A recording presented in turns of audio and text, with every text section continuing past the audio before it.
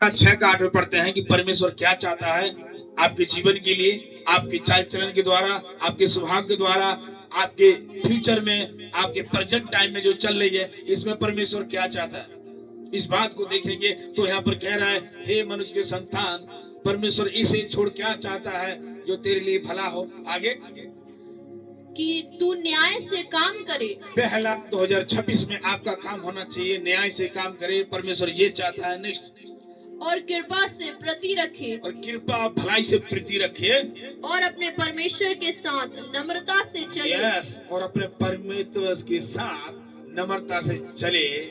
Walk with God humbleness. आमीन। परमेश्वर के साथ नम्रता से चले। हाँ, इसे छोड़ और क्या चाहता है, बोलिए आमीन। आमीन।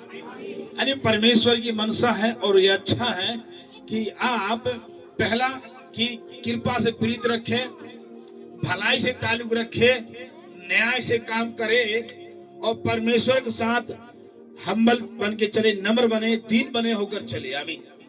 आमीन। प्रभु में आप जितना भी आगे बढ़ जाओ, जितना भी धनी हो जाओ, जितने भी चंगे हो जाओ, लेकिन प्राइड कभी मत करना, घमंड कभी मत करना और ही नीचे उठना। आमीन। हालेलुया। और नीचे बनना और नंबर बनना। जितना आप ऊपर जा रहे हैं, मैं और धनी होगा, मेरा एक घर बन गया, मेरा 2 घर बन गया, मेरा 3 घर बन गया, नो प्रॉब्लम। आपके 10 घर बन जाए, लेकिन आप उतने ही डाउन होंगे।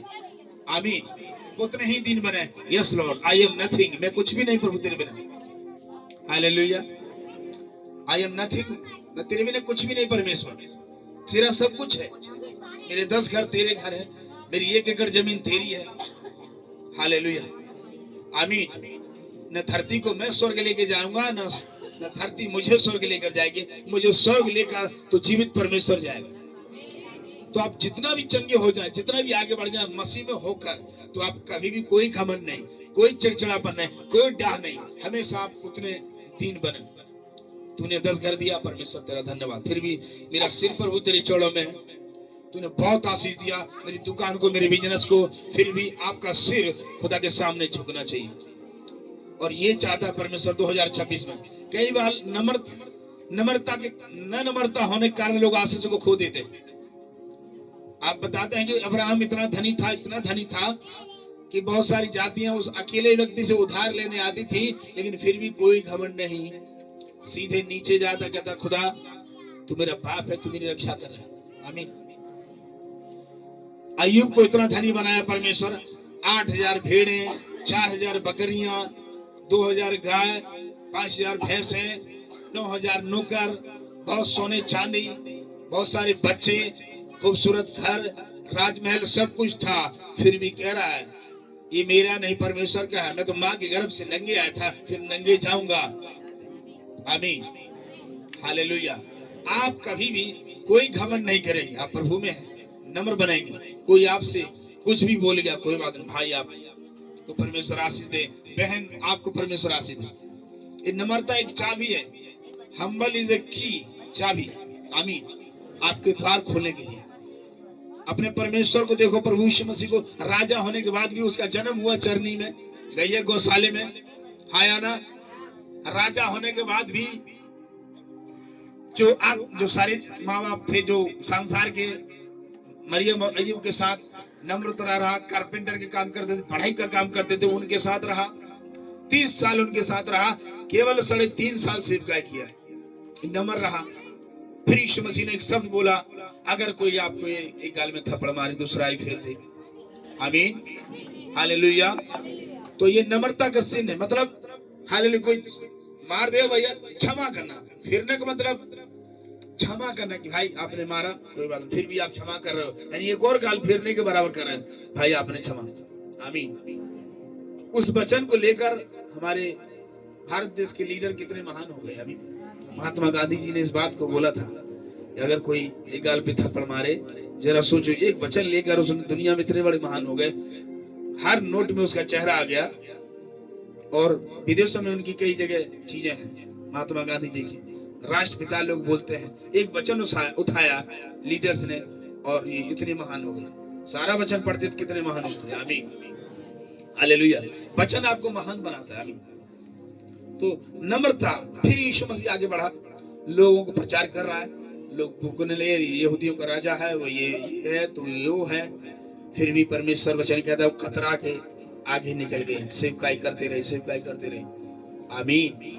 फिर जब क्रूस पर बात आई, न्याय किया गया राजाओं के साथ, नम्र रहा, दिन रहा और कहता रहा। फिर कोड़े लग रहे हैं, सहता रहा। आमीन।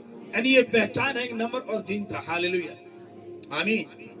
मूसा को इतने लोग कुड़कुड़ाने लगे, 40,000 लोगों को लेकर चलने वाला मूसा, 20 लाख लोगों को लेकर चलने वाला मूसा कुड़कुड़ाने लगा, अरे तू ऐसा है, तू ऐसा है।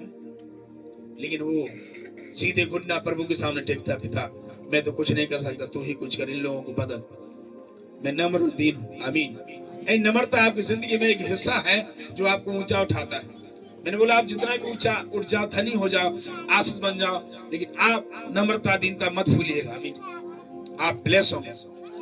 और शैतान इसी बात को भूल गया था कि शैतान को परमेश्वर ने अधिकार दिया, लूसीफर को, फिर वो परमेश्वर से बड़ा सिंहासन बनाने की कोशिश की, घमंड करने लगा कि परमेश्वर ने मुझे सामर्थ दिया, मेरे पास अब सब कुछ हो गया, अब मैं परमेश्वर से बड़ा राज तैयार करूंगा, सब राज तैयार करूंगा, दुनिया तैयार करूंगा। और परमेश्वर परखने वाला उसको सीधे झट से नीचे उतार कर फेंक दिया, धरती में आ गया, स्वर्ग का निवासी धरती में आ गया। फिर यहाँ उसका नाम दे दिया गया सांप और बिच्छू और दुष्ट आत्मा। बात आई समझ? पहले कौन था? स्वर्गदूत था, यहाँ आके राज करने लगा, पेड़ में समा गया, पत्थर में समा गया, फूलों में समा गया। आज लोग उसके सामने घुटना टेकते हैं, फलाना ये पेड़ है तो इसकी पत्ते लाओ जी, फूल है जी इसको चढ़ाओ जी, वही पत्ते लाना, यही फूल लाना, कहते हैं कि नहीं? वहीं से पानियां लाना, जहां वो समाया वहां से लोग फरमना शुरू हो। हालेलुया। और परमेश्वर ने उसको निकाल दिया स्वर्ग से। और बाइबल इस बात को बताती है, नाश होने से पहले घमंड आता है और आगे बढ़ने से पहले नम्रता और दीनता आती है। आमीन। नीति वचन में लिखा है, नाश होने से पहले इंसान को घमंड आता है, घमंड करता है, अरे मैं बहुत, मेरे लिए बहुत है, मैं सब कुछ जान गया, मैं सब कुछ सीख गया, मैं सब सीख गई हूँ, मैं, कई लोग विश्वास किए, हाँ मैं बहुत जानता हूँ, मैं बहुत जानता हूँ, मैं 10 चर्च जाती हूँ, 10 चर्च जाता हूँ, मुझे सब ज्ञान है, मैं सभी की सुनता हूँ, सभी पास्टरों को सुनता हूँ। हालेलुया। सुनिए सभी का। आमीन। लेकिन रहिए परमेश्वर के नीचे। आमीन। अधीन। हालेलुया। अधीन नहीं है तो बिल्कुल आपके लाइफ में आशीष नहीं मिलेगी। उस वचन को फिर से दोहराइए।